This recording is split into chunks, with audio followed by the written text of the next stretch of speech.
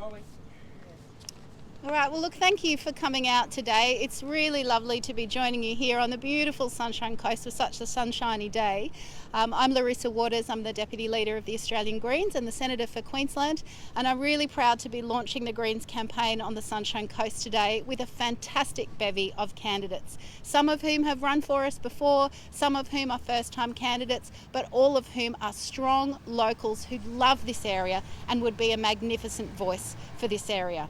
I'm also really proud that we've got a majority of female candidates running for us on the sunny coast. We need more women in politics, and there's certainly a bevy of Conservative men that represent this area at the moment, and I think the women of the coast would like that to change, frankly. So we're launching 6 of our candidates today, and we've got 3 more to come, so we can't reveal that just yet today, but that's coming in the next few weeks. So I'll hand over to each of them to speak about why they're running and the key issue in their electorate. But first off, I just want to say that we've got a real shot in this election to bring some heart and some good sense back into politics for Queensland. What all Queenslanders have been telling us and have been telling me as I've gotten around the state is that they are fed up with corporate donors running our democracy. They actually want democracy to work for the community again, and they want investment in health and education and public transport. And as we build back better and stronger and more equally from the COVID-19 crisis that we're still in, that equality and that investment in services that people rely on is so important, and all the more so here on the coast. Now, just today, you may have seen that we're launching a public transport policy for the whole of the state. We think that public transport should be free. And we think that here on the coast, there should be a bus on every main road every 10 minutes. Free to get on. You save costs from that expensive privatised ticketing system. You save costs from prosecuting fare evaders, and you invest in this community to help people get around. That's just one great thing that could be delivered on the coast with more Greens voices in the Parliament. We'd also like to see fast rail from the sunny coast down to Brisbane, because of course a lot of people commute for work. We could halve the commute time with fast rail from the Sunshine Coast down to Brisbane for those that work in Brisbane, or for folk that want to come and visit this beautiful region on the weekend. Now, schools and healthcare and hospitals, crucial right around this state.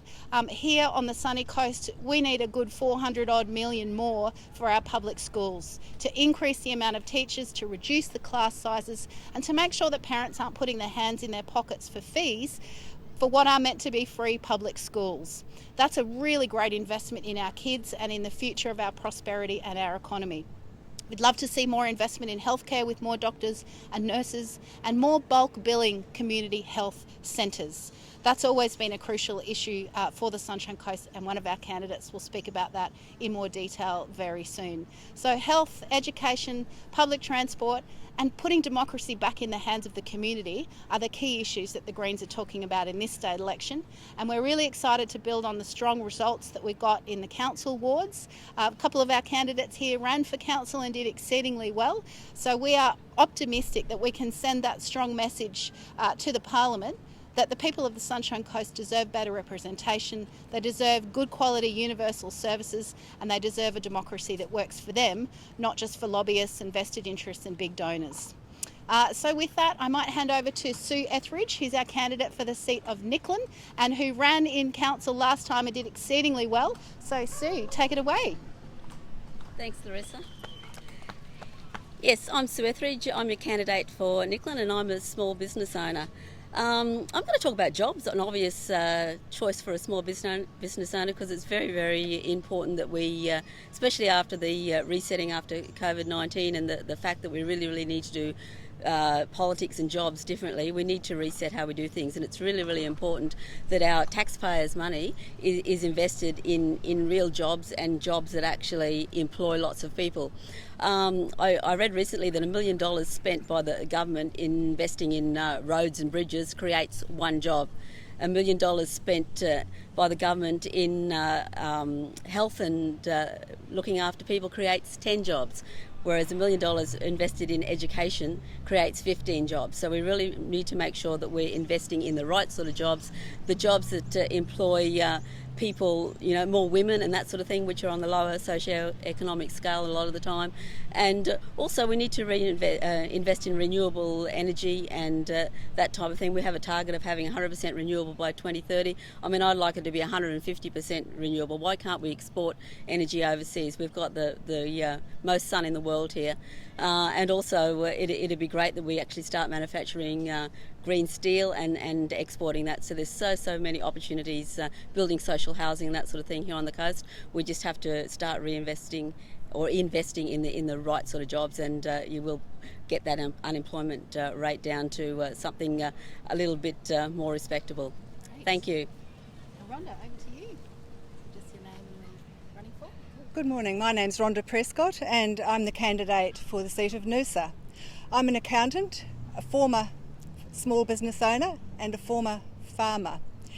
The message I'm hearing from the people of Noosa is that they are concerned about the lack of local infrastructure, but they are very concerned about the climate emergency. Unlike the major parties, the Greens have a plan to reduce emissions, a plan for climate action, a plan to bring our energy prices down and to create jobs in the renewable energy sector. A vote for the Greens is an opportunity for the people of Noosa and the people of Queensland to show that people care about the environment and also that we want to clean up politics, get corporate donations out of politics. The Greens do not take any corporate donations. Thank you.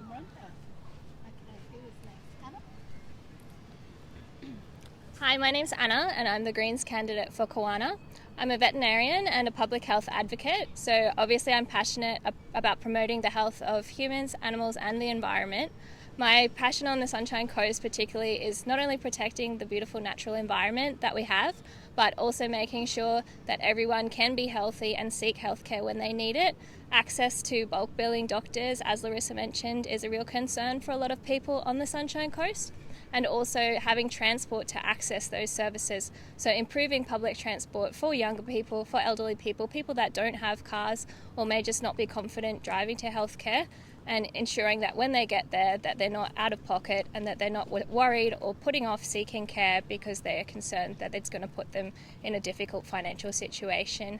I also really like to campaign strongly on climate justice, particularly for First Nations people and also the young people of the Sunshine Coast. We want them to be able to grow up and enjoy this environment, not be worried about bushfires or other natural disasters or drought. I'm just really making sure that everyone on the coast can live a positive future and have all the opportunities that everybody deserves. Thanks.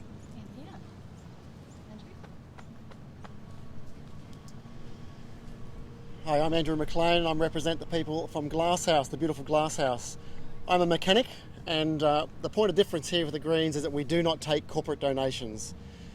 The coal gas and coal gas lobby take, I might just start that again.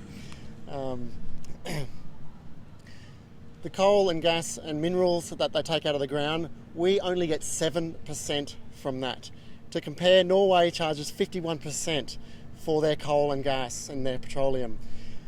That's not good enough. We need to charge the mining billionaires what they owe, pay their fair share so that we can do all this really cool stuff around that we're talking about. Thank you. Hi, I'm Rayleen Ellis and I'm the Greens candidate for the beautiful seat of Caloundra. I'm a local lawyer and I'm running because I've seen firsthand how the absence of funding in essential social services such as aged care, when I cared for my mother as she traversed through the failed aged care system, impacts on all of us.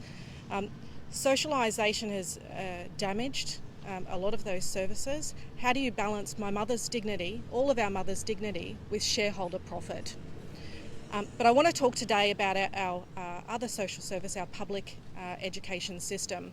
In the past 10 years, we have seen an increase in funding in private schools per student, government funding in private schools per student, and a decrease in public funding for public students.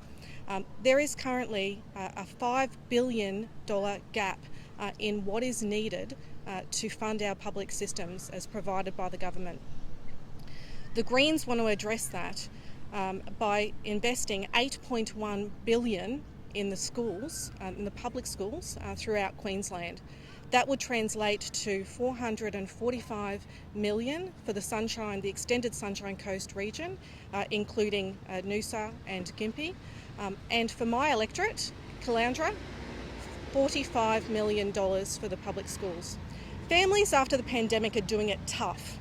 And the $5 billion gap that the government currently provides schools means that the families of Caloundra are covering that cost by having to pay for school fees, books, laptops, sometimes iPads, expensive iPads. This is not good enough. We need truly free education, and the Greens policy will ensure that and ensure that there's more money in the hands of everyday Sunshine Coast residents and families.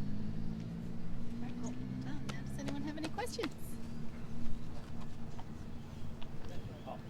Yes, Senator, we saw the other day there was a bit of talk about Jackie Trad losing the seat to South Brisbane, and the LNP How to Vote cards is actually advocating for their voters to put the Greens above Labor. Do you have a view on that? Well, look, the great news is that what voters write on their ballot paper is what counts. So no one's in charge of their vote except the voter.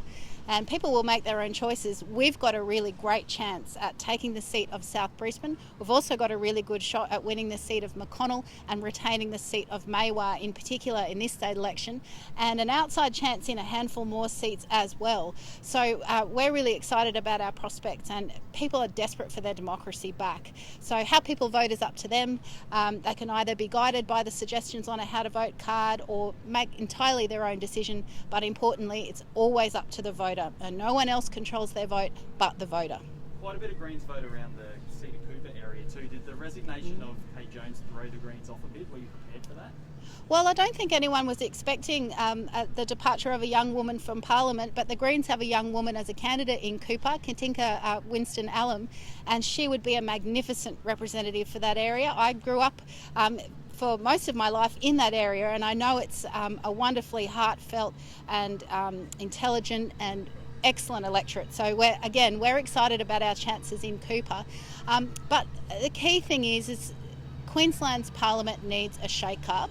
People don't want decisions to be made that benefit big corporations. They want decisions to be made that benefit the people and the planet. And that's actually what democracy is meant to do, but it's been bought by vested interests and big donors. And that's the biggest issue that's been raised with me over several years now, that people are fed up with donors getting special privileges. They want the community to be put first by their politicians. And, you know, it's not rocket science. Politicians are meant to represent the people, and that's what the Greens proudly do, because we don't take those big corporate dollars.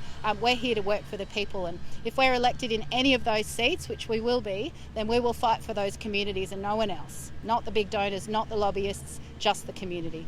Just one more quickly for the Senator. We've obviously seen a big attack from News Corp on our state of Palaszczuk the last couple of weeks, particularly with opening the borders. I mean, what's the Greens' view on the way the Premier's been treated, particularly in some aspects of the media lately? Look, we need a health-led response to the COVID crisis, and it's the height of hypocrisy for the federal government to be criticising the states for keeping borders closed to keep people safe, when they have been closing our borders to people seeking asylum for decades. So it just does not hold water. The hypocrisy is just off the charts. The health advice needs to be guiding decisions. We're doing pretty well in Queensland, and nobody wants to see a second wave like Victoria has faced. So credit where it's due. I think the Premier has handled the situation quite well, and certainly the Chief Health Officer has been working night and day to keep Queenslanders safe, and it's really sad to see that she's faced threats of personal harm to her, and I'm grateful that she's now being kept safe. It's obviously an important and an issue that people are passionate about, but we need a health-led response, and we need to build back from this crisis in a way that actually spreads our wealth more and invests in the services that people deserve and rely upon. Okay. Lovely. Charles? Thanks, Larissa. All right, thanks so much. Thanks, everybody.